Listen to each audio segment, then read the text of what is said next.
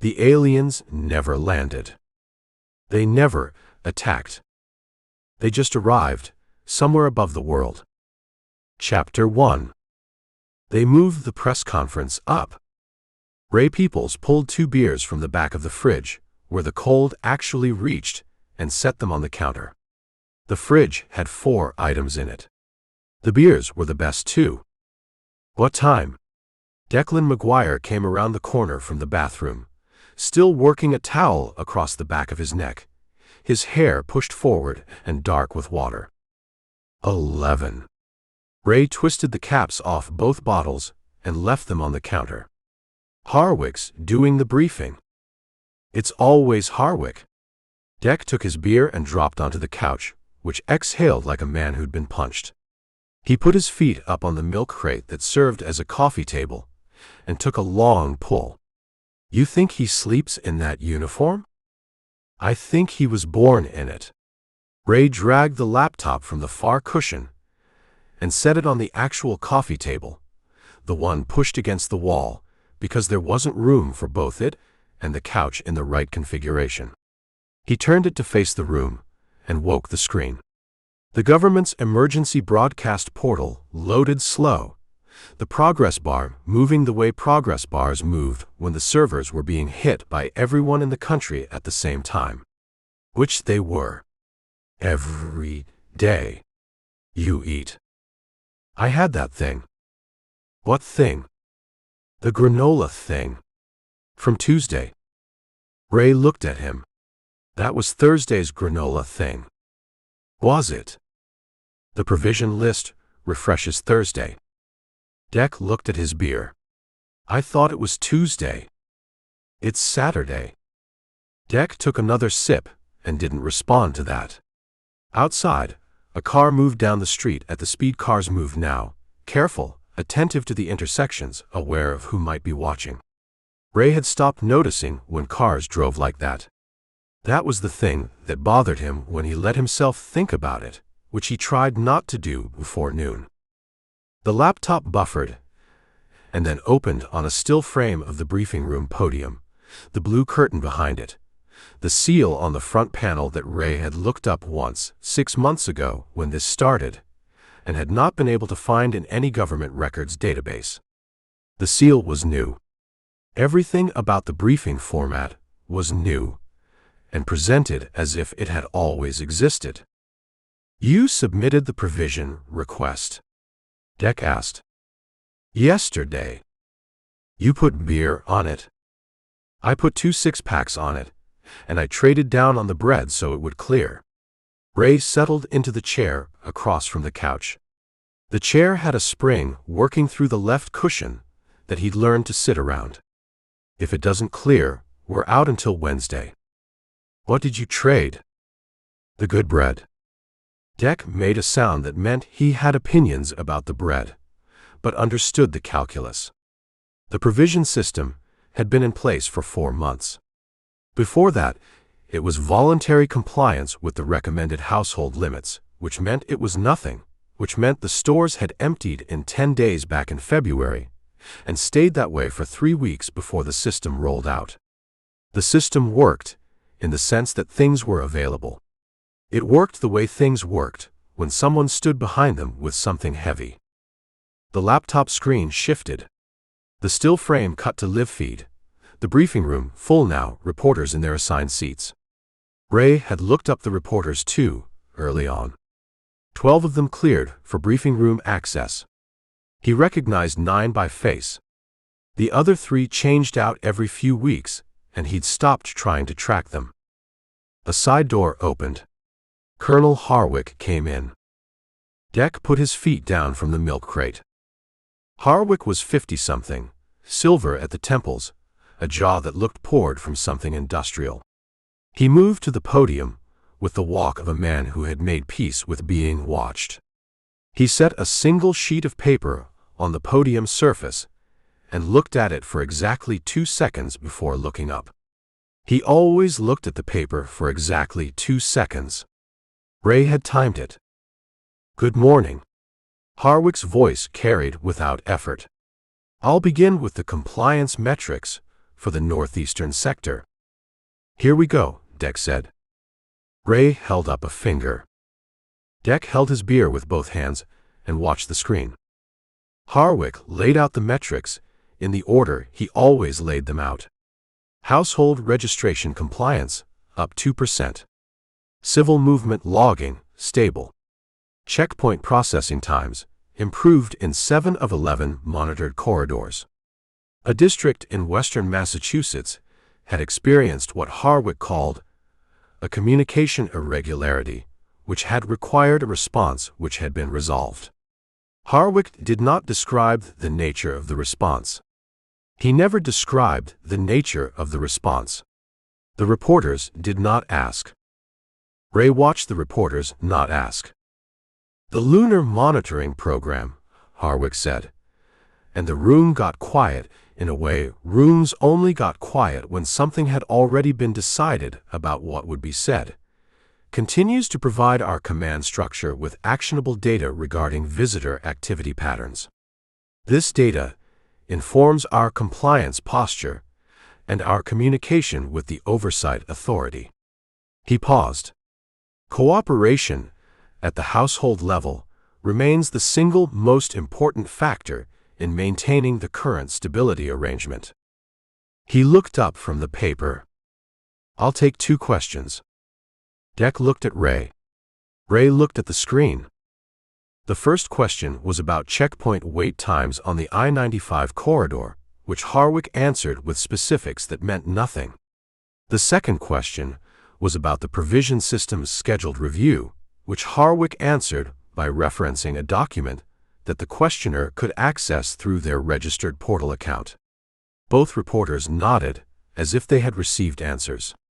Harwick gathered his sheet of paper and left through the side door. The feed cut to a static frame, the seal, the blue curtain, and held there. Ray closed the laptop. The apartment settled into the sounds it always had. The radiator. The street. Someone in the unit above them, moving around in the specific pattern that meant it was the older woman and not her son. Ray had never spoken to either of them, but knew their schedules the way you knew things about people when you lived 800 square feet below them. Lunar monitoring program, Dec said. That's new. Is it new, or did he say it before and we missed it? I've been writing them down. Ray reached to the side of the chair and picked up a spiral notebook, the cheap kind, the cover soft with handling. He opened it to a page dense with notations, dates, phrases, the 2-second paper pause marked as a small symbol he'd developed for it. He found what he wanted. He said, lunar activity. Lunar observation. Lunar tracking. This is the first time he said monitoring program. Dec looked at the closed laptop. Monitoring program means there's a program. Or it means they want you to think there's a program. Why would they want you to think that? Ray set the notebook on his knee. Because a program sounds organized. A program sounds like someone is in control of the information. It sounds like they know something you don't know, and they're managing it for you, and you should be grateful and compliant. As opposed to, they're looking at the same thing we're looking at, and they have no idea what it is either. Dec picked at the label on his beer bottle. The label came away in strips, damp from the condensation, and he arranged the strips on the arm of the couch in a line. You know what I haven't seen, he said. In 6 months. I haven't seen anything move. The ships, whatever they are, they sit there. You can see them on a clear night over the harbor. They don't move. Harwick says they move. Harwick says a lot of things. He says they move in patterns that the monitoring program tracks. Ray looked at the notebook. That's the other new thing. Patterns. Dec looked at the strips of label on the couch arm. He pushed them into a small pile with his thumbnail. You know what has patterns? Ray waited. Weather balloons, Dec said. Satellites. Planes on a flight path. He paused. Things that aren't what they say they are. The radiator knocked twice and went quiet. Ray turned the notebook to a fresh page and wrote the date, Saturday, the actual date with the year, and under it, monitoring program. Patterns. He underlined monitoring and put a question mark after patterns and looked at what he'd written the way you looked at something you'd either have to do something about or put down and walk away from. My uncle called, Dec said. Ray looked up. Last night. Late. Dec finished his beer and set the bottle on the milk crate. He wants me to come by the bar. Patton. Yeah. What for? Dec pulled at a loose thread on the couch cushion. The couch was the color of something that had once been a different color. He didn't say. He said he heard about the registration thing. Ray kept his face level. The civil service registration had been in Dec's mailbox 11 days ago. A letter, actual paper, official letterhead with the new seal on it, informing Declan Patrick Maguire that his student deferment status was under administrative review and that he should expect further communication within 30 days. Dec had brought it to Ray, folded into quarters, the way you carried something you didn't want to look at but couldn't throw away. How does Patton know about the registration? Ray asked. Patton knows things. That's not an answer. It's the only answer I have about Patton. Dec pulled the thread free, and it left a small pucker in the fabric. He knows things, and he doesn't explain how, and I stopped asking when I was about 12. Ray stood and took his beer to the kitchen and looked out the window over the sink. The window faced the side street. A woman came around the corner walking fast, her coat opened despite the cold, a canvas bag over one shoulder, her eyes moving to the intersection and back to the sidewalk in front of her. She turned right at the corner and was gone. She walked like everyone walked now. Ray watched the empty corner for a moment. When does he want you to come by? He said today. We could both go. Dec looked at him. He called me. I know he called you. He might not want. He didn't say don't bring Ray. Dec considered this with the seriousness he brought to most things, which was the same seriousness he brought to choosing which granola was Thursday's granola and which was Tuesday's. It was one of the things Ray had come to depend on without quite meaning to. Dec thought before he spoke, and when he spoke he meant it, and when he was wrong he said so. He didn't say don't bring Ray, Dec agreed. Ray took a last pull of his beer and rinsed the bottle in the sink and left it on the counter with the caps. He picked up his jacket from the hook by the door, a canvas field jacket, heavy enough for the weather, deep enough pockets to carry the notebook. The library closes at 4 on Saturdays, Dec said. Ray had his jacket half on. He stopped. I'm just saying, Dec said, if we go to Patton's early enough. We're going to Patton's because your uncle called you about the registration thing. I know why we're going. So let's keep our eye on that. I have both eyes on it. Dec stood and collected his jacket from the pile on the chair where jackets went. His was heavier than Ray's, a surplus military jacket, olive drab pre-announcement surplus, which meant it carried no compliance markings, and which Dec wore without apparent awareness that it was exactly the kind of detail people noticed now. I'm just noting the library closes at 4. Ray looked at him. She's there on Saturdays, Dec said. Nora. She works the Saturday shift. I know her name. You also know her schedule, apparently. I know the library's hours. You know her schedule, Dec said again, and his voice had the quality it had when he was right about something and didn't need to press it. He zipped his jacket and picked his keys up from the bowl by the door, the bowl that had been there since they moved in and that neither of them had put there, a mystery of previous tenants, and rattled them once. Patent first. Patent first, Ray said. Dec opened the door, and the hallway came in. The smell of the building, old wood and someone's cooking, the particular cold of a space that the heat reached only approximately. Ray followed him out, and pulled the door shut, and checked it twice the way he checked it now without thinking about why. They went down the stairs, and out into the street.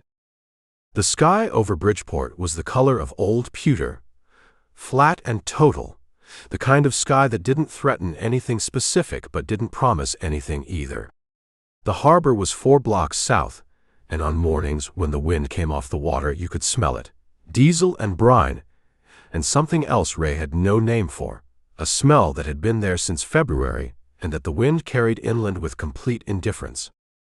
Dec turned up his collar. Ray opened the notebook to the new page, monitoring program, patterns, and looked at the words while he walked, and then closed it and put it in his pocket. You think Patton knows about the registration because someone told him, Ray said, or because someone told him to know about it? Dec walked half a block before he answered. I think with Patton, he said.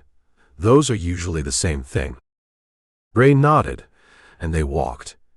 And the street was quiet with the particular quiet of a Saturday morning in a city that had learned to keep its head down, and somewhere to the south, past the roof lines and the pewter sky, past the 4 blocks of buildings between them and the water, the harbor sat with whatever sat in it, and the morning pressed down even and gray on all of it without distinction. Chapter 2. Provision Card. The soldier held out his hand without looking at Ray. He was looking at the middle distance past Ray's left shoulder, the particular unfocused attention of someone who had done this same thing at this same corner enough times that his eyes had stopped reporting back. Ray unzipped the inside pocket of his field jacket and produced the card, laminated the new seal in the upper right corner, his photograph looking like a photograph of someone who'd been asked to look like himself and hadn't quite managed it. He placed it in the soldier's hand. The soldier brought it to the scanner. The scanner was a black rectangle about the size of a paperback book, mounted on a bracket that had been bolted into the concrete of the checkpoint barrier. The barrier itself was 3 interlocking sections of jersey wall, orange, with a folding table set to one side where a second soldier sat with a laptop and a paper log, both of which appeared to record the same information in a redundancy Ray could not tell was incompetence or design. The scanner read the card and made a sound. The soldier handed it back. He hadn't looked at Ray's face once. Thank you, Ray said. The soldier's eyes came back from the middle distance and landed on Ray for exactly the time it took to confirm Ray had said something, and that the something required no response. Then they went back. Ray pocketed the card and walked through the gap between the jersey wall sections where the sidewalk narrowed to single file width, and you turned your shoulders automatically, and came out the other side onto the university block. He timed it once. Checkpoint processing took 45 seconds if the scanner read clean and you didn't say anything beyond the expected minimum.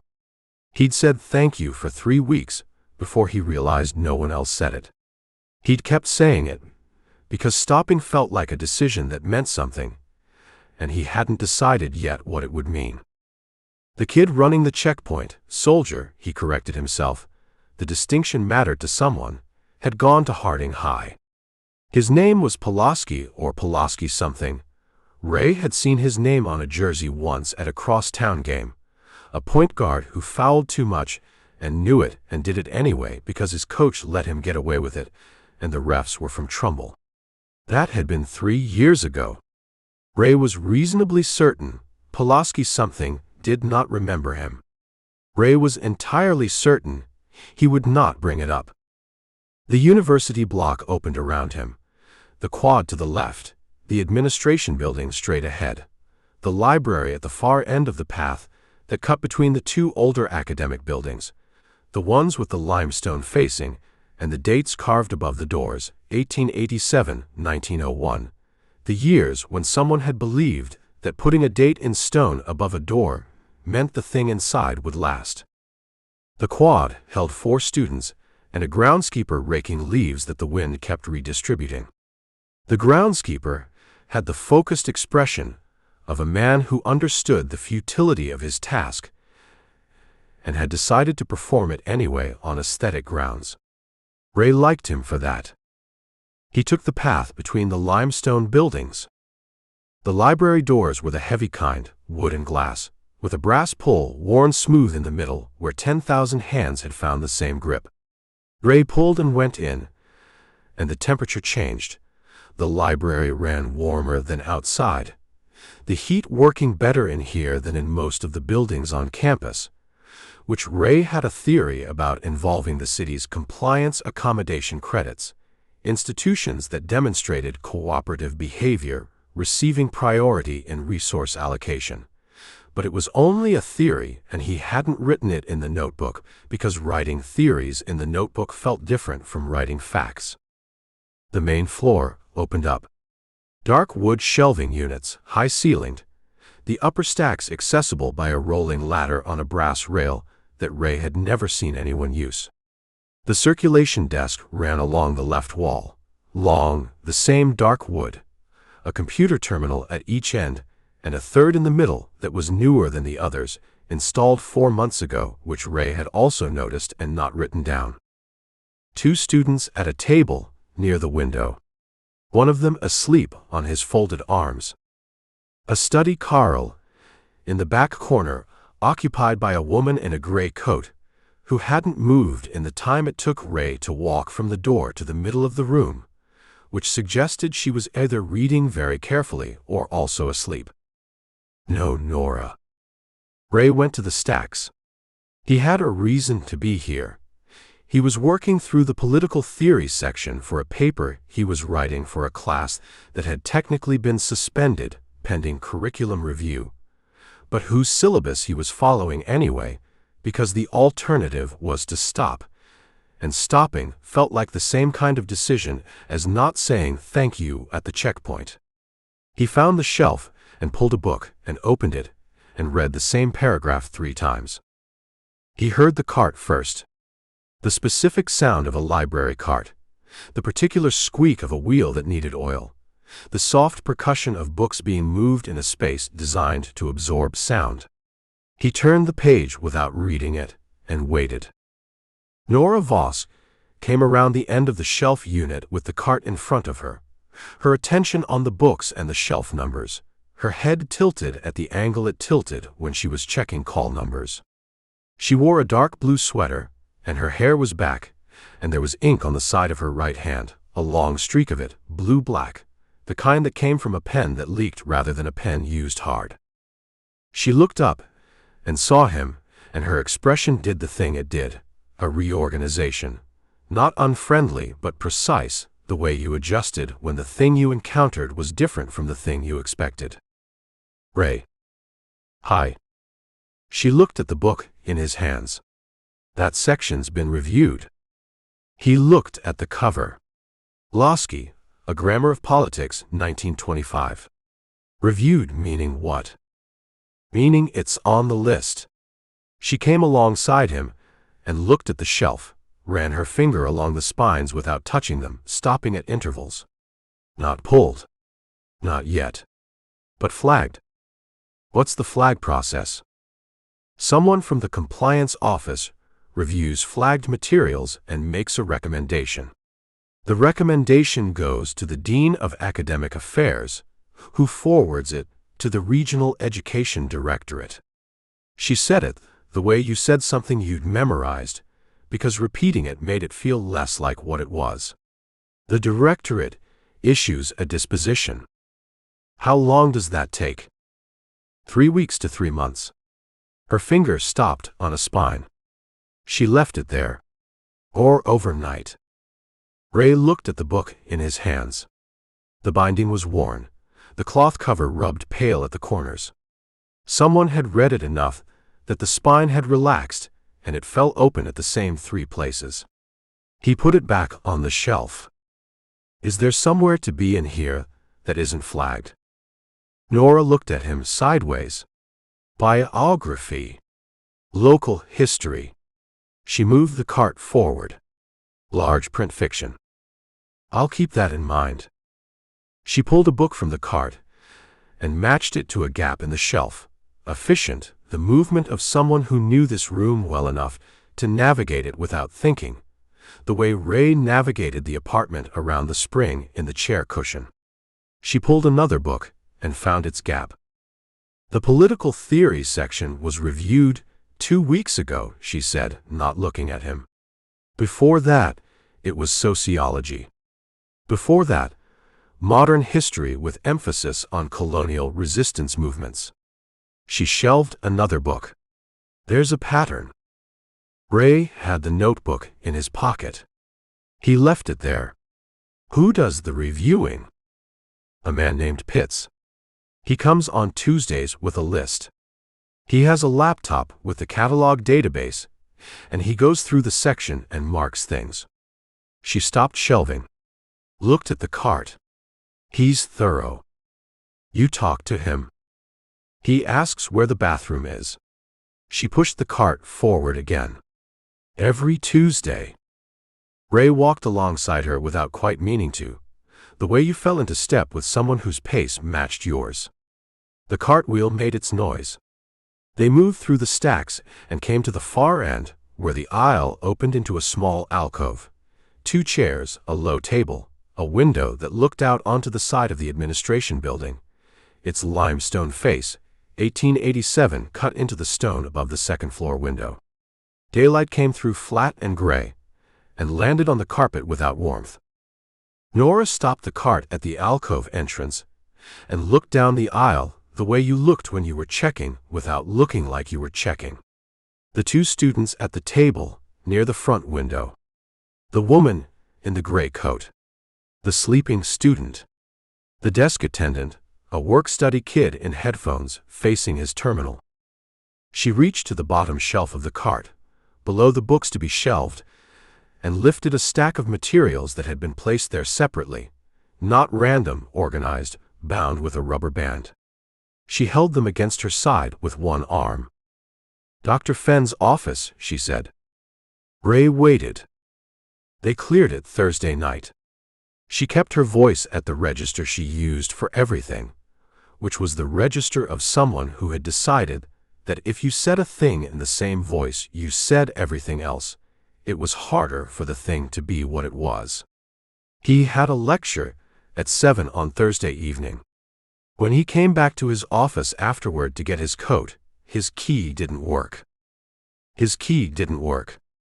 The lock had been rekeyed. She looked at the materials against her side. Everything inside was gone. His books, his files, his computer, the photographs he had on the wall. She paused. He had a photograph of his daughter on his desk. She's in Portland. She's 8. Ray looked at the alcove window. The limestone face of the administration building. 1887. There was a note on the door, Nora said. Official letterhead. It said the office was under administrative review, pending a curriculum compliance assessment, and that Dr. Fenn should contact the dean's office to arrange a meeting. Did he contact the dean's office? Nora's expression shifted in a way that wasn't quite an answer and was completely an answer. Where is he? Ray asked. I don't know. She said it in a way that meant she was still deciding how much of that was true. Ray looked at the materials she held against her side. What are those? She looked down at them, as if she'd moved past the question of whether to show him, and arrived at the question of how. She held the stack out, not handing it to him, offering it, which was a different thing, the difference being that offering required him to make a choice. He took them. The rubber band was tight, the kind of tight that meant it had been applied in a hurry or by someone whose hands were doing something their mind was working ahead of. He slid it off and looked at the top sheet. Printed text, no letterhead, 12-point type, double-spaced. The heading reading Models of Civil Organization Under Conditions of Occupation, a Historical Survey. No author listed. He looked at the next sheet. A photocopied chapter from a book he didn't recognize. The title page missing. The text beginning mid-argument. Someone had underlined sections in pencil. Precise lines, the kind made with a ruler, under specific sentences rather than passages. He looked at the third sheet, and the pencil lines were there again. The same hand, and the underlined sentence read, "The critical failure of resistance movements in their early phases is not the absence of will, but the absence of distributed organizational structure, which requires each node to function independently while serving the larger network without direct knowledge of that network's full extent." Ray read it twice. "Those are from the reading group," Nora said. He looked up. Fenn ran it informally. 6 of us. Tuesday evenings, his office, not on any calendar. She took the stack back from him and squared the edges against her palm and returned the rubber band. "We read historical case studies, organizational theory, some primary sources." She put the materials back on the bottom shelf of the cart. "Nothing you couldn't find in this building. All of it flagged now, probably, or most of it." "Were you flagged?" "The members of the group." "I don't know." She put her hand on the cart's handle. "I know my catalog access logs are still attributed to me. Every restricted pull I made for the reading group has my credential on it." She looked at the cart handle. "I pulled 47 items over 4 months." Ray looked at the bottom shelf of the cart. The materials were there, under the books to be shelved, invisible unless you knew to look. "Why did you show me that?" he asked. Nora looked at him with the directness she used when she'd already thought a question through, and the answer was the part she was still working on. Her eyes were the color the harbor went on overcast days, gray-green, changeable, the color dependent on the light, and the light in here was not good. "Because you come in here with that notebook," she said, "and you time the press conferences, and you take the long way home through the harbor district, and you checked the call number on that Losky before you opened it to see if it was flagged." She put both hands on the cart handle. "And because Dr. Fenn has a daughter in Portland who is 8 years old, and his photograph of her was on that desk." Ray didn't say anything. "The yellow tags go up Monday," Nora said. "Physical tags on the flagged materials. Yellow, so patrons can see them." She looked down the aisle toward the circulation desk. "The directive says it's informational, so patrons can make informed choices about the materials they access." Informed choices. That's the language. Ray looked at the shelf nearest him. The flagged section, the worn spines, the books that had been read enough to go soft at the hinges. Monday. Yellow tags on the spines, like something marked for clearance. "Will you still be able to access them?" he asked. "The flagged materials." "For now." She pushed the cart forward, back into the aisle, the wheel making its sound. "Ask me again in 3 weeks." She moved away down the aisle. Ray watched her go. The cart ahead of her, the blue sweater, the ink streak on her right hand, catching the flat gray light from the window as she turned the corner at the end of the shelf unit and was gone. He stood in the alcove. On the low table between the 2 chairs, someone had left a newspaper, not recent, 2 weeks old, the kind of newspaper that circulated now, 4 pages, pre-approved content, the headlines running to compliance metrics and resource allocation updates and statements from the regional directorate offices. Page 3 had a photograph of a checkpoint somewhere in the Midwest, the soldiers young and the civilians patient, and beneath it a caption reading, "Community members demonstrate cooperative spirit during routine processing." Ray picked it up. He turned to page 4, which was always local interest.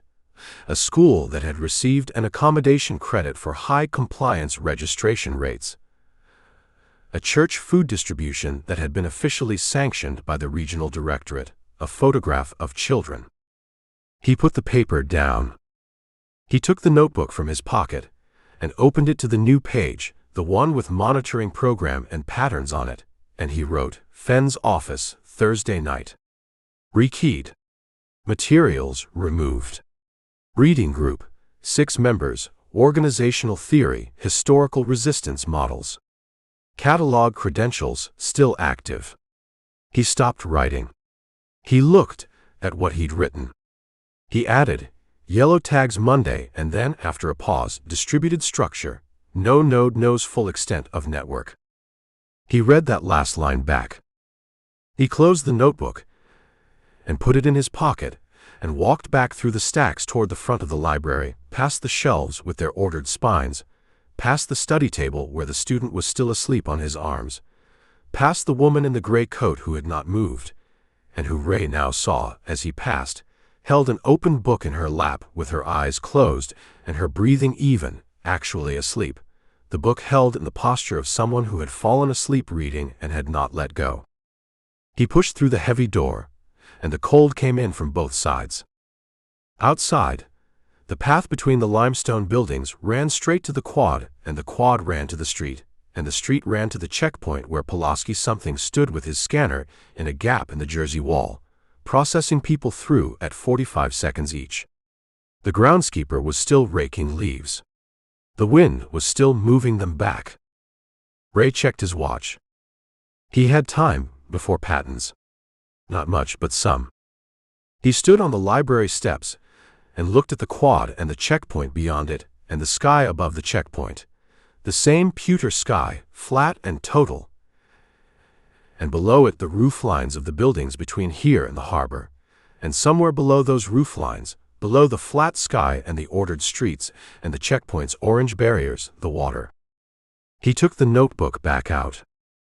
He added one more line under what he'd written. She knew I timed the press conferences. He capped the pen and went down the steps and turned for Patton's, and the cold settled in around him with the patience of something that had nowhere else to be. Chapter 3. The building had been a shoe warehouse before it was anything else. Frank Calhoun knew this because the bones said so. The load-bearing columns spaced at intervals that made sense for pallets and forklifts, and not much else. The ceiling height generous in the way of storage and not of offices. The floor poured thick enough to take weight that furniture never put on it. Someone had tried to address all of this at various points across various decades, and the evidence of each attempt layered over the ones before it like geological strata. Drop ceiling over the original tin. Carpet over the original concrete. Drywall over the original brick. And in one corner of the 3rd floor where the drywall had been partially removed for the current work, the brick underneath was the dark red of old kilns, laid in a pattern Frank had seen in buildings that went back to the 1890s. He set his level against the new framing and checked the bubble and marked the stud with his pencil and moved to the next one. The crew ran 8 men on the upper floors, framers mostly, with 2 electricians working the rough in, and a plumber who showed up when he felt like it, and whose work, when he did show up, Frank could not fault. Butimir managed from a folding table near the freight elevator, his laptop open, his phone at his ear more often than not, conducting conversations in a mixture of English and Croatian that Frank had no Croatian to follow but had enough English context to map. Materials. Permits. Schedules. The ordinary language of construction, translated through a second tongue. Frank had worked for Butimir for 6 weeks. He'd found the job through a posting on the Civil Labor Exchange, which was where construction work lived now. The private job boards had been folded into the exchange 4 months ago, consolidated, which meant you registered your skills and your availability, and the exchange matched you to projects, and the rate was fixed by the regional directorate's labor schedule. The rate was fair. Frank had done the math on fair. He moved his level to the next stud. The work itself was straightforward. Interior framing for what the plans described as open-plan offices on the second and third floors, with a conference suite on the fourth. Standard commercial renovation. Frank had done 40 of them, in other cities in other years, and he fell into the rhythm of it the way he fell into most physical work, his hands doing what they knew while the rest of him did something else. The something else lately was the plans. He'd seen the plans for the first time on his third day, when Butimir had spread them on the folding table, to walk the crew through the second-floor layout. Frank had stood at the back of the group, and looked at the plans and said nothing. He'd gone back to the table after the walk-through, on the pretense of clarifying a measurement, and looked at the plans again while Butimir was on the phone. The second and third floors matched what they were building. Open plan, conference suite, utility core centered on the east wall. Standard. The basement was different. The basement plans showed a layout that bore no relationship to the floors above it. The column spacing was tighter. New columns poured separately from the original structure, which meant significant foundation work that Frank had not seen in the site history, and that would have required permits he couldn't locate in the public database. The rooms were small and uniform. The mechanical systems were overspecified by a factor that made no sense for office use.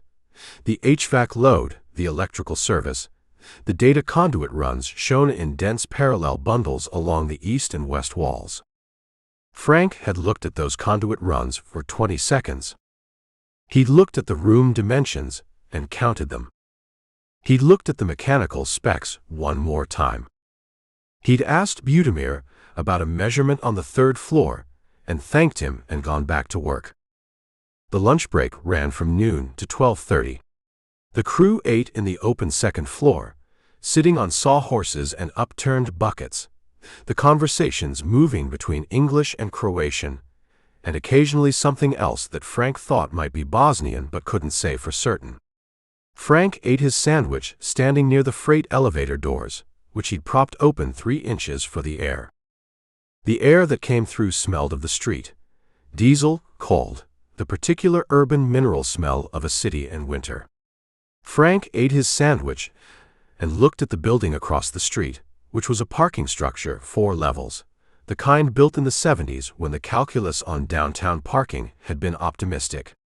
A beer distributor's truck was making a delivery to the restaurant on the ground floor of the building adjacent.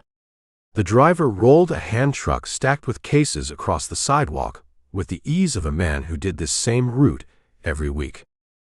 Frank watched the driver and ate his sandwich. He finished the sandwich and folded the wax paper into a square and put it in his jacket pocket and took out his water bottle and drank. The freight elevator shaft went down past the ground floor. He'd noted that on his first day. Most buildings this age had a sub-basement, a utility level, accessible by stairs from the ground floor. He'd found the stair door on day 2, in the corner behind the temporary materials storage, a steel door with a new deadbolt that was not on the building's original hardware schedule, and that used a key Frank had not been issued. He drank his water and watched the beer truck driver load the hand truck for a second run. Behind him, one of the Croatian framers said something that made 2 others laugh. Frank didn't look. He capped his water bottle and looked at his watch and had 4 minutes left of his break and used them standing in the 3 inches of cold air from the freight elevator doors. He found the discrepancy at 2:15. He'd been running a measurement on the east wall of the 3rd floor, confirming stud placement against the plan dimensions, and the number he got was 18 inches short of what the plans showed. He ran it again. Same number. He moved to the west wall and ran the same measurement, and it came up 18 inches short on that side too. He stood in the middle of the floor and looked at both walls. 36 inches total. 3 feet, distributed across a floor plate that the plans showed as 62 feet wide. He walked the floor end to end, and counted his paces and did the math and walked it again. The floor was 59 feet wide. He went down to the second floor and ran the same measurement. 59 feet. He went to the ground floor and ran it there. 59 feet. He looked at the plans. The plans said 62. 3 feet of floor plate, unaccounted for, running the full height of the building on the east side where the conduit bundles ran in the basement plan. Frank rolled the plans and tucked them under his arm and walked to Butimir's folding table and set them down. Butimir looked up from his laptop. "East wall measurements coming up short," Frank said. "All 3 floors. I'm getting 59 feet. The plans show 62. Butimir looked at him for a moment, his phone still in his hand from his last call. "Which plans?" Frank unrolled them. Pointed to the dimension. Butimir looked at the plans, and then at Frank, and then picked up his phone and looked at the screen and set it down again. "I'll check with the architect. I can adjust the stud layout, if you—" "I'll check with the architect," Butimir said again, and his voice had the quality of a door being closed politely. "Use the measurements you're getting. Don't worry about the plan dimension." Frank looked at him. "Okay," Butimir said.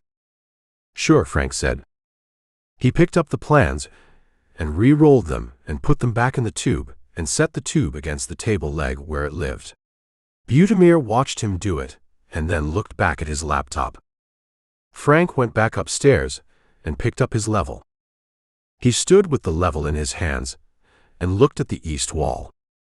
The drywall here was new, smooth, taped, already primed, one of the sections the previous crew had finished before Frank's crew took over. He stepped to it and put his palm flat against it and pressed. It gave the way drywall gave, slightly, the paper facing compressing a fraction under pressure. He moved his hand to the right and pressed again. The sound was different. Not hollow, not the resonance of a stud bay. Flat. Dense. The sound of something solid behind the board. Frank took his hand off the wall. He picked up his level and went to work on the next stud bay and did not look at the east wall again. At 4 o'clock, he clocked out at Butimir's table, signed the labor exchange sheet, collected his day rate and the scrip-adjacent credits that the exchange used for construction work, and walked out to the street. The cold hit him the way it hit him every day at 4, the temperature having dropped while he was inside working, the surprise of it never quite going away regardless of how many days running it happened. He turned up his collar and stood on the sidewalk and looked at the building from the front. 4 stories. Original brick, the same dark red he'd seen inside where the drywall was removed. New windows on the upper floors, double-paned, the kind rated for temperature regulation beyond what an office building needed. A loading dock on the south face that the plans described as for deliveries, but that was oversized for anything the commercial tenants would receive. He looked at the building for 30 seconds. No longer. He turned and walked to where he'd parked his truck, 3 blocks west, in a surface lot that accepted the exchange credits and didn't ask for a registration scan, which was worth the extra blocks. He drove south through the late afternoon traffic, deliberate the traffic, everyone moving with the same careful attention to the checkpoints, and turned onto Stratford Avenue and drove past the VFW without slowing. The VFW sat between a dry cleaner and a tax preparation office that was closed, its windows papered over with brown paper from inside. The VFW sign was on, the blue and red of it, which meant the hall was open. Frank could see, through the window that fronted the street, the edge of the bar and the television above it, and the back of a head. He drove past. At the corner, he stopped for the light and looked at the intersection and the checkpoint 2 blocks further south, the soldiers at their position, the cones, the table with the laptop and the paper log. He looked at his hands on the steering wheel. The light changed, and he drove through the intersection and made a right and went east for 2 blocks and pulled the truck to the curb in front of a hardware store that closed at 5. He left the engine running for the heat. He had a phone in his jacket pocket, a basic model registered to him through the civil communication system, which meant it was on the registry, and the registry was what it was, and there was nothing to be done about that except to know it. He took it out and looked at the screen. He had a number for Deb Okafor in his head that he had not put in the phone and would not put in the phone. She was in New Haven. She did security consulting now, private clients, corporate mostly, the kind of work that kept you adjacent to information flows without putting you directly in them. They'd served together for 2 years out of Fort Drum, long enough to know each other's competence and not much else, which was sometimes the better foundation. He put the phone back in his pocket without calling. Instead, he sat with the engine running and watched the hardware store's window, where a display of weather stripping and door sweeps had been arranged by someone with more patience than artistry. A woman came out of the store with a paper bag and walked to a car and drove away. A kid on a bicycle came around the corner and went back around the corner. 3 feet of floor plate. Dense wall. Oversized, mechanical. Conduit runs that didn't serve the floors above them. He knew what he was looking at. He'd seen variations of it in 2 countries, in buildings that hadn't been warehouses first, in contexts where the purpose was stated differently, but the configuration was the same. You built it when you needed to process information in volume. You built it underground, and you ran your conduit where the runs were protected, and you overspecified your mechanical because the equipment you were cooling ran hot, and you couldn't afford it to run hot. You built it in a building that looked like something else. You built it in a city that had a port, a university, and a population dense enough that one more construction project didn't invite examination. Frank looked at the display of weather stripping in the hardware store window. He thought about Budemir's face when Frank had brought him the measurement discrepancy. The specific quality of Budemir's pause before he said, "I'll check with the architect." Not surprise. Not confusion.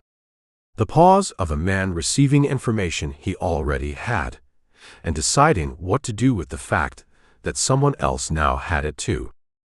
Frank put the truck in gear. He drove to his apartment, which was 4 rooms on the 2nd floor of a triple-decker on the east side, the kind of building the east side ran to, practical, close to the ground, no pretense in the architecture. He parked behind it and went in through the back door and up the interior stairs and into the kitchen.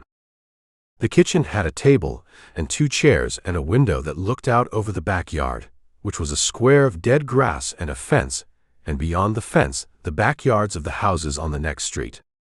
A light was on in one of those houses, kitchen light, yellow, and a figure moving past the window in there, someone making dinner or doing dishes, the ordinary interior motion of an ordinary evening. Frank took off his jacket and hung it on the chair back. He filled a glass with water from the tap and stood at the kitchen window and drank it and looked at the light in the house beyond the fence. Then he sat down at the table and took out the phone and turned it over in his hands and looked at the wall across from him and put the phone on the table face down. He thought about Deb Okafor in New Haven. He thought about the steel door with the new deadbolt. He thought about the east wall and what was behind it, and how deep it went, and what it was already doing right now, tonight, while he sat in his kitchen, and a stranger made dinner beyond 2 fences in the ordinary yellow light. He picked up the phone. He put it down. He got up and went to the window and looked at the dead grass and the fence and made himself stand there until the light in the house beyond it went out. Chapter 4. Read it again, Ray said. I've read it 6 times. Read it like you haven't. Dec picked the letter up from the kitchen table and read it. His eyes moved across the lines at the pace of someone who had memorized the thing and was now just watching his own memory play back. He set it down with the same care he'd picked it up with, the way you handled something you hadn't decided yet whether to keep. The letter was 1 page. Official letterhead, the new seal in the upper left corner, a department designation below it that Ray had looked up once and found listed in a Federal Registry addendum published 6 weeks after the announcement under a subsection heading that cited Emergency Administrative Authority. Below the department designation, Dec's full name, middle name included, which neither of them commented on.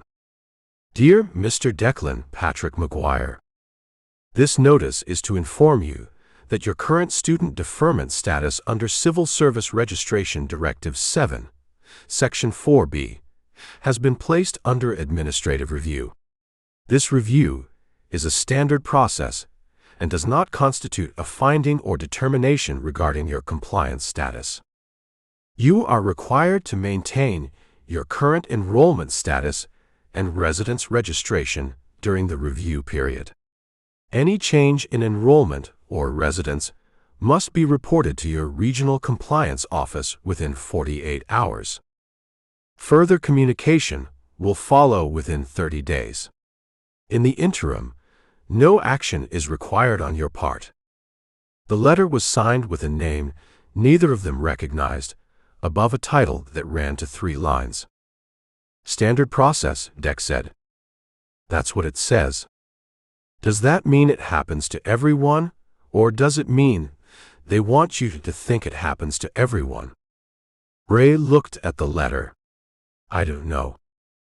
Dec pushed back from the table and went to the window. He stood there with his arms crossed and looked at the street below, where a Saturday afternoon was doing what Saturday afternoons did now. People moving in the direction of wherever they needed to be before curfew. The pace unhurried but purposeful, nobody lingering. Brendan Cho got one, he said. 2 months ago. His came back cleared in 3 weeks. Cleared meaning the deferment was confirmed. Cleared meaning he stopped hearing about it. Those aren't the same thing. Dec turned from the window. I know they're not the same thing, Ray. Ray reached across and turned the letter face down on the table. Not because he was done with it, but because it was easier to think with it face down. What's the deferment actually protecting you from? Compliance Corps assignment. And Compliance Corps is enforcement details, checkpoint support, civil registration processing. Dec uncrossed his arms and put his hands in his back pockets, a posture he took when he was trying not to pace. They call it civil service. It's not civil service. What is it? Dec looked at the ceiling. It's putting people like us in the middle of it, between the military and everybody else. So when someone gets taken somewhere, it's not soldiers doing it, it's guys who went to Harding High and needed the supplemental food credit. Ray looked at the face-down letter. They've been doing that since February. I know they have. So the question is whether your deferment review is standard process or whether something flagged you. Right. And if something flagged you, what was it? Dec came back to the table and sat down and pulled the letter out from under Ray's hand and turned it face up again. He looked at it without reading it. I went to the vigil. Ray said nothing. I signed Reyes's petition in October, the one about the press conference access restrictions. I signed it online, on my registered account. He set the letter down.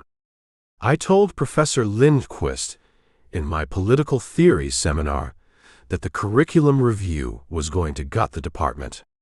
I said it in class. There were 14 people in the room.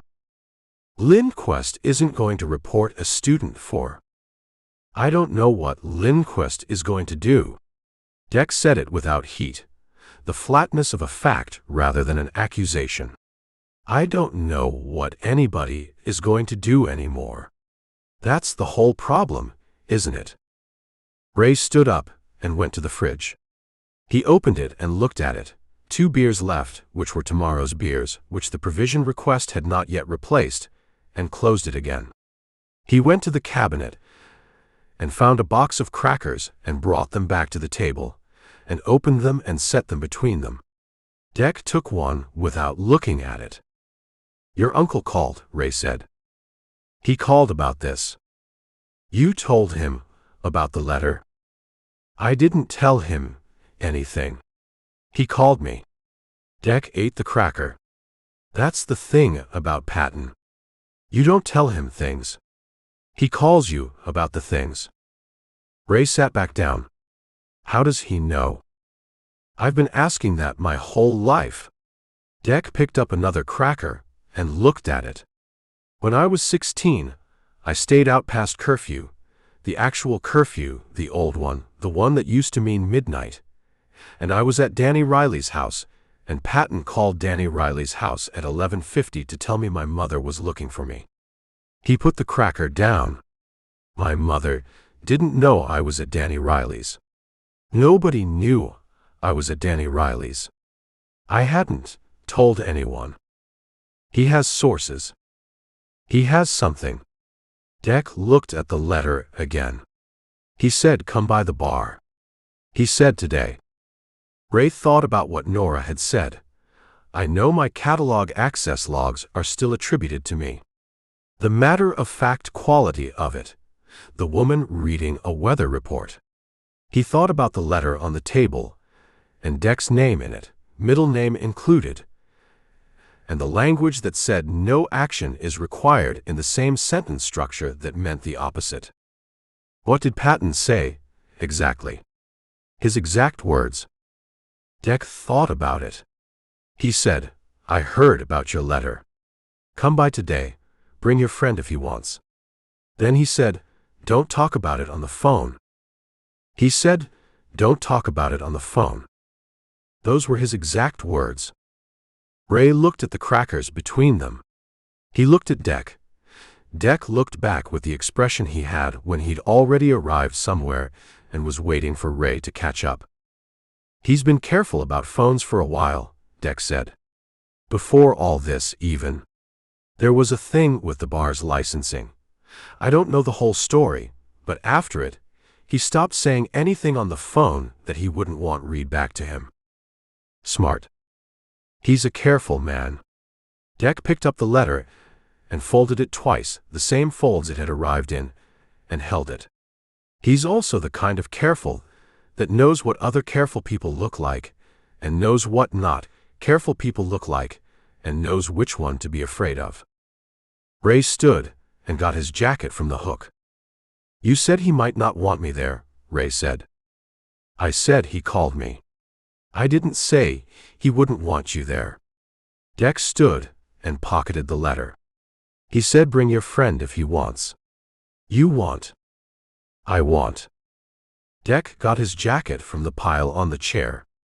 The olive drab surplus jacket, no compliance markings, which today Ray looked at and thought about, the kind of thing a careful man might notice, a careful man who knew what other careful men looked like. He almost said something about it. He looked at Dec's face and decided against it. They went out. The east side ran in a different register than the university blocks. The buildings were closer together, and the streets were narrower, and the checkpoints were spaced further apart, which meant longer gaps of unwatched movement, but also that when you hit a checkpoint you hit it hard, more soldiers, more table space, the paper log thicker. Ray had mapped the checkpoint spacing in his head over 6 months, the way you map things you told yourself you were only mapping out of curiosity. They walked without much talk. Dec's hands were in his jacket pockets, and his shoulders were up against the cold, and he moved with the slight forward lean of a tall man in wind. Ray walked beside him and watched the street the way he watched streets now, not anxious, just awake. The difference between fear and attention being partly a matter of deciding which one you were doing. On Seaview Avenue, a Compliance Corps vehicle sat at the curb, a white panel van. The Corps designation on the door in the blue lettering that had been introduced 2 months ago. Professional, institutional, designed to look like something that had always been there. 2 Corps members leaned against the front of it. Young, both of them, younger than Dec, in the gray jackets with the Velcro armbands. One of them watched Ray and Dec walk past with the eyes of someone who had been told to watch, and had taken that instruction to mean something it hadn't been meant to mean. The other looked at his phone. Dec didn't look at them. Ray looked at them enough to be normal and looked away. They turned off Seaview onto the side street and came to Patton's bar from the east, which meant they came to it from the alley side first. The back of the building, the dumpsters, the delivery door, the single bulb above it doing minimal work in the failing afternoon light. The bar's front was on the next face of the building, around the corner. The sign above the door reading Maguire's in letters that had been repainted at some point in the recent past. The new paint slightly brighter than the substrate of the old sign underneath it, visible in the right light. The front windows glowed. Not bright. Patton ran the bar at the illumination level of a room that had something to do and didn't need to announce it. Dec pushed the door open. The smell hit first. Beer and old wood, and the particular mineral quality of a room that had absorbed decades of conversation and never quite released any of it. A jukebox against the far wall that Dec had told Ray once hadn't worked since 2019, but that Patton kept plugged in because the lights still ran, and he liked the lights. 6 stools at the bar, 4 of them occupied. 2 booths along the wall, 1 empty, one with a man Ray didn't recognize sitting with a glass of whiskey and his eyes on the table in front of him. Behind the bar, Patton Maguire. He was Dec's mother's brother, which meant he and Dec shared a jaw and a forehead, and not much else. Where Dec ran tall and angular, Patton was compact, built close to the ground, with hands that looked engineered for a specific purpose and had probably been used for several. His hair was gray and cut short, and his face had the quality of a face that had made a lot of decisions and was at peace with most of them. He wore a flannel shirt with the sleeves rolled, and he was wiping down the bar with a rag when they came in. He looked at them. Dec first, then Ray. The assessment of each taking about the same amount of time and arriving at different conclusions that he kept to himself. "Gentlemen," he said.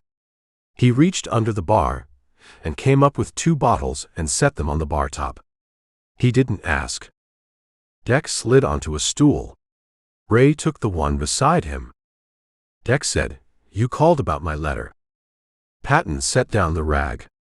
He picked up one of the bottles and opened it and set it in front of Dec, and opened the second and set it in front of Ray. He looked at Dec. "How long have you had it?" he asked. 11 days. Patton's mouth moved in a way that wasn't quite a frown. He glanced down the bar. The 4 other patrons, none of them close, none of them angled toward this conversation. He looked at the man in the booth with the whiskey. The man hadn't moved. "The deferment review," Patton said, his voice at the register he used when he wasn't projecting, "is running through 2 systems right now.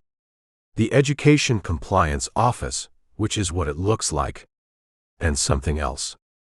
He picked up the rag and set it down on the other side of the bar. The motion of a man repositioning without going anywhere. "The something else is what I'm concerned about." Dec picked up his beer. "What's the something else?" "I don't know its name yet." Patton said it with the equanimity of a man who knew that not knowing a thing's name was a temporary condition. But it's not standard process. The standard process doesn't cross-reference. Cross-reference what? Ray said. Patton looked at him. The same assessment as the door, rerun with more information now. Ray had met him 4 times before today. Each time Patton had looked at him this way, and each time Ray had the impression of a test being administered, whose scoring criteria he didn't have access to. The registration deferment process, Patton said, cross-references your name against a secondary list. The secondary list isn't published. I don't know everything that puts a name on it. He looked at Dec. I know a few things. Tell me the few things, Dec said. Patton picked up his own glass from the back bar. Water, not beer. Patton didn't drink on shift, a fact Dec had mentioned once as evidence of something important about his uncle's character, and held it without drinking from it. Signing things. Online, on your registered account. Attending events that got logged. And a lot of things got logged that people didn't know were being logged. He looked at the glass. Saying things in rooms. Dec looked at his beer. Ray looked at Patton. In rooms, Ray said. Classrooms. Registered meeting spaces. Any space that runs through the university's building management system. Patton set the glass down. The HVAC monitoring was repurposed 8 months ago. Most people don't know that. The bar settled into its sounds. The refrigerator unit behind the bar. Someone's glass going down on the wood at the far end. The jukebox lights cycling through their colors against the wall. Ray thought about 14 people in a political theory seminar. He thought about Dec saying the curriculum review is going to gut the department in a room with a thermostat on the wall. So the review is real, Dec said. It's not standard. It's real, Patton said. What you do about it is the question. Dec turned his bottle in a circle on the bar top. You said comply when you called. I said it might be the smart move. Patton looked at him. I said it might be. What's the other move? Patton's eyes moved to the booth at the wall. The man with the whiskey, still on his glass, still looking at the table. Patton looked back at Dec. He picked up the rag again and wiped a section of bar that didn't need wiping. There's something I want you to hear, he said, low enough that Ray leaned forward half an inch without meaning to. From someone else, not me. But not tonight. He looked at Dec, then Ray, then back to Dec. Come back Tuesday. What happens Tuesday? Dec said. Somebody drinks whiskey on a Tuesday, Patton said, and says things I can't say. His eyes cut to the booth one more time, brief, almost nothing, and Ray, who had been watching Patton's eyes for 2 minutes, caught it, and looked at the booth and the man at the table who had not moved since they came in, and whose glass had gone from 2 fingers to 1 without Ray noticing him drink. Dec opened his mouth. Ray put his hand flat on the bar beside Dec's arm. Not touching him, just there, a flat hand, and Dec closed his mouth. Tuesday, Ray said. Patton nodded, and went down the bar to the other patrons and left them with their beers. Dec looked at Ray's hand on the bar. Ray picked it up and wrapped it around his beer bottle. Dec leaned in, his voice below the bar's ambient sound. What? Ray didn't look at the booth. He looked straight ahead, at the back bar, at the bottles ranked there in the low light. The man in the booth, he said, lower than Dec, has been here since before us, and he hasn't looked up once. Dec reached for a cracker that wasn't there, the reflex of a hand needing something to do, and found nothing and put his hand on the bar. Patton knows him. Patton knows he's here. That's not the same thing, Dec said. No, Ray said. It's not. They drank their beers. The jukebox lights ran through their cycle. At the booth, the man with the whiskey lifted his glass and drank the last of it, and set it down, and looked at the empty glass for a moment, then out the window at the street, then back at the table. He didn't look at them. Ray watched all of it in the mirror behind the back bar, in the dark space between 2 ranked bottles, in the reflection that gave him the room without having to look at the room. Outside, the last of the afternoon went out of the sky, and the street through the window went from gray to the orange-gray of the city at dusk, and the checkpoint 2 blocks east would be changing shifts right now. The day soldiers going in and the night soldiers coming out. The cones still orange, the scanner still reading, the table with its laptop and its paper log still processing. Dec finished his beer. Patton came back and set 2 more down without being asked. "Tuesday," Patton said and moved away. Chapter 5. Tuesday came in gray and mean, a wind off the water that found every gap in a jacket and worked it. Ray walked the 12 blocks to Patton's bar because the checkpoint on Seaview had been running slow all week, something wrong with the scanner. A manual check process that turned 45 seconds into 4 minutes. And walking the long way around added 8 minutes, but removed the checkpoint entirely, which was a calculation Ray had started making without deciding to start making it. Dec was already inside when Ray arrived. He was at the bar in the same stool as Saturday, his jacket still on, a glass of water in front of him that he hadn't touched. He had the look of someone who'd arrived early enough to watch the room settle, and didn't like what he'd learned from watching. Ray sat beside him. Patton materialized from the back, and set a beer down and left. The bar ran half full. Different faces than Saturday, mostly. A table of men in work clothes, eating something from styrofoam containers. 2 women at the far end of the bar, talking in the close-together way of people who had things to say that the room shouldn't hear. A kid in a compliance corps jacket, eating alone at the booth nearest the door, with his armband on the table beside his plate like he'd taken it off, the way you took off a tie at the end of a day, and then thought better of putting it away entirely. Ray looked at the corps jacket and looked away. "He's not here yet," Dec said. "Who isn't?" "Whoever Patton meant." Dec turned his water glass without drinking from it. "Or he is here, and I can't tell, which would mean he's better at this than the guy Saturday." The guy Saturday wasn't trying to hide anything. He was just quiet. "You thought he was watching us." "I thought he was aware of us," Ray said. "There's a difference." Dec looked at him. "Is there?" Ray drank his beer and let that sit. The door opened, and a man came in who Ray had never seen, and who moved through the bar with the ease of someone who had been in enough bars in enough cities that bars as a category held no information he still needed to gather. Medium height, a canvas work jacket, the kind of face that settled into background in a crowd not because it lacked anything, but because it had learned to. Somewhere in his mid-30s. He moved to the bar and sat 2 stools from Dec with an empty stool between them, and nodded at Patton, who was already pulling a beer. Ray watched this in his peripheral vision. The man took his beer and drank and set it down and looked at the back bar. Ray looked at the back bar too. Patton came down from the far end, unhurried, wiping his hands on the rag. He stopped in front of Dec and Ray. He said, "Declan, this is Frank." He said it the way he'd say, "This is the Tuesday special, informational, ordinary, beneath examination." Frank looked at Dec and nodded.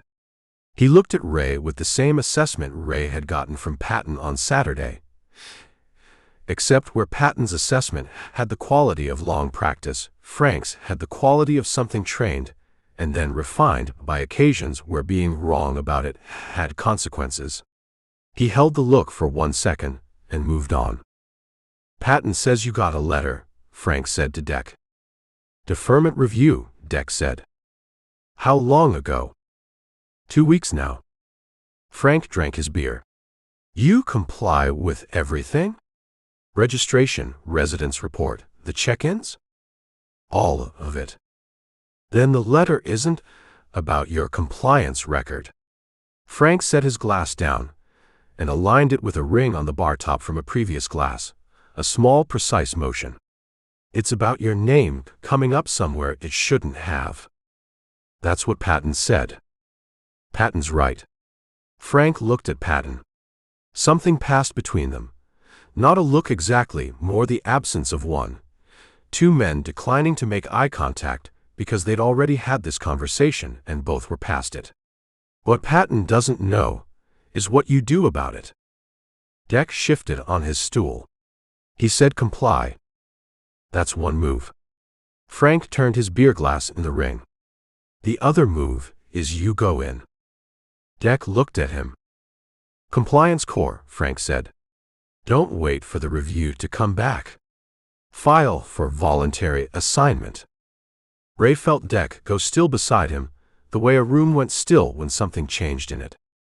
Voluntary, Dec said. You walk in before they come for you. You control the entry point. You choose your assignment category, or you have more influence over it than if they assign you. Frank's voice ran flat and informational, the voice of a man passing on something practical. More important, you stop being interesting. The review was looking for a response. You don't give them one, or you give them the one they weren't expecting. You fall off the thing that was looking at you. Ray watched Dec's face work through it. The jaw and the forehead that matched Patton's, the Maguire architecture, working the problem the way it worked problems, sequentially, each piece before the next. You'd be inside, Ray said. Frank looked at him. The full assessment again, unhurried. He'd be inside, Ray continued. In the core. Which means inside the system that's doing what it's doing. Yes, Frank said. And that's the part you're interested in. Frank looked at him for a moment. He picked up his beer. Patton said you were sharp. Patton's generous. Patton's accurate. Frank drank. You're right that it's the part I'm interested in. I'm also right that it protects him. Both things are true, and I'm not pretending otherwise. Ray looked at Patton, who had moved to the far end of the bar and stood with his back to them cleaning glasses, the posture of a man making himself absent while remaining present. Who are you? Ray asked Frank. Somebody who used to do a job, Frank said, and stopped doing it when the job changed into something it wasn't supposed to be. Military. 6 years. Army. When did you get out? 8 months ago. Frank's hand moved on the bar top. Not a gesture, just a movement, the hand of a man who was used to having things in it, and currently didn't. I was in when the announcement came. I watched what happened inside the command structure after it. Watched the orders change. He paused. Watched who gave them. Dec said, what happened inside the command structure? Frank looked at him. Something in his face made a decision. Fast, he said. Too fast. Doctrine doesn't move that fast. Deployment orders, domestic operations authorizations, the checkpoint protocols, those were drafted before the announcement. Had to have been. He let that sit for a moment. I don't know what that means. I know what it looks like. The bar moved around them. The work crew at their table, the two women at the far end, the kid with the core jacket eating his meal. The jukebox lights ran their colors. Outside, the wind pushed something across the sidewalk, and it scraped the glass and was gone. I'm going to ask you both something, Frank said. He turned his beer glass one more time and left it. And I want an honest answer, not the answer you think you should give. Ray waited. Dec waited. Are you angry, Frank said, or are you scared? Dec looked at his water glass. Both. In what proportion? Dec thought about it. Right now. Scared more. But the scared is starting to make me angry. Frank looked at Ray. Same, Ray said. But the other order. Frank considered this. He looked at his beer. That's workable, he said, mostly to himself, and picked up the glass. The door opened. Ray didn't look right away, looked at the back bar first, then let his eyes move to the door in the natural drift of a person in a bar responding to a change in the room. A man came in, late 40s, wearing a sport coat over a flannel shirt that put him in the uncomfortable category of someone dressed for two occasions simultaneously. He scanned the room from the door with eyes that moved in a pattern Ray recognized from the checkpoint soldiers. Not social scanning, not the scan of someone looking for a friend or a seat, but the grid pattern of someone logging what was there.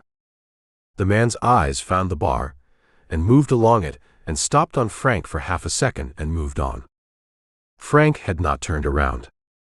"He made you," Ray said low into his beer. "I know," Frank said, the same register. "He came in behind you." "I know that too." Dec's hand tightened on his water glass. "Don't," Frank said quietly. "Look at him." Dec looked at the back bar. The man in the sport coat went to a table in the middle of the room. Not the booth, not the bar, a table with sight lines in 3 directions, and sat down and took out his phone and put it on the table and looked at it. Patton came from behind the bar with a menu and set it on the table, and the man ordered something without looking at the menu, and Patton went back. Patton caught Ray's eye on the way. His face said nothing, and said it clearly. Frank finished his beer and set the glass down without sound. He put money on the bar. Exact, no calculation required, the amount of a man who knew what his beer cost before he ordered it. He straightened on his stool. "Tuesday nights," he said, still facing the back bar, his voice at the level of a man saying nothing important. "I walk from here to the corner of Stratford and East Main. I'm there for 15 minutes, starting at 8. He stood. "Either of you wants to have a longer conversation about what comes next, that's where it happens." He picked up his jacket from the stool beside him. "Don't come if you're not sure. Come if you are." He looked at Dec, then at Ray. "Think about the voluntary assignment," he said to Dec. "Not because I'm asking you to. Because it's what makes sense for what you're already carrying around." Dec looked at him. "How do you know what I'm carrying around?" Frank looked at him for a moment. "Because you came here on a Tuesday to listen to a man you've never met," he said, "and you've been angry since before you sat down." He put on his jacket and walked to the door. He didn't look at the man in the sport coat. He pushed out into the street, and the door closed and he was gone. Ray and Dec sat with what was left of their drinks. The man in the sport coat looked at his phone. Patton came back and took Frank's glass and wiped the bar where it had been, and looked at Dec and Ray with the expression of a man who had done what he could do and was now watching the next part start. "Who is that?" Dec said to Patton, quiet, meaning the sport coat. Patton took the rag to another section of bar. "Somebody's nephew," he said, and moved away. Dec turned his water glass. The condensation had built up on the outside and left a full ring on the bar top, and then a series of smaller rings where he'd been moving it. Ray looked at the rings. "Voluntary assignment," Dec said. "That's what he said. Walk into the core. Walk into it before they put you in it." Dec looked at his hands on the bar. He turned them over, palms up, the gesture of a man looking at what he had to work with. He turned them back. "And you think we go Tuesday? To the corner?" Ray looked at the door Frank had gone through. The street outside was fully dark now, the orange-gray of dusk gone, the city settling into its nighttime register. Fewer people, the checkpoints lit, the curfew 2 hours out, and everyone calibrating. "I think," Ray said, "that a man just told us 2 true things to our faces." "What 2 things?" "That he knows what we're carrying." Ray finished his beer and set it down. "And that he's not pretending." Dec looked at the door. At the table in the middle of the room, the man in the sport coat picked up his phone and looked at the screen and put it in his pocket. He stood and left money on the table without waiting for the check and walked to the door. On his way past the bar, he looked at Dec and Ray, not the grid scan, something more direct, a look that took them in and registered them as a category of thing he recognized, and pushed outside.